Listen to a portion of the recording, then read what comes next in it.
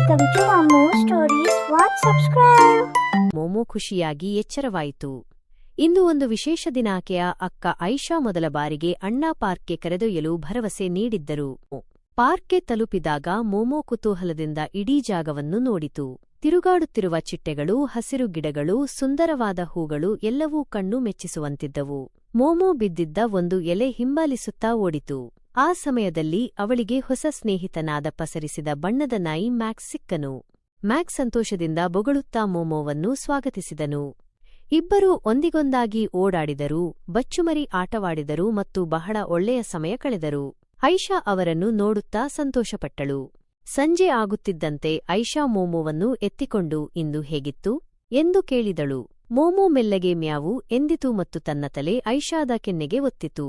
ಇದು ಅವಳ ಜೀವನದ ಅತ್ಯಂತ ಸುಂದರ ದಿನವಾಗಿತ್ತು. ಆ ದಿನದಿಂದ ಮೋಮೋ ಮತ್ತು ಮ್ಯಾಕ್ಸ್ ಗಾಢ ಸ್ನೇಹಿತರಾಗಿ ಪ್ರತಿ ವಾರ ಪಾರ್ಕ್ನಲ್ಲಿ ಭೇಟಿಯಾಗುತ್ತಿದ್ದರು.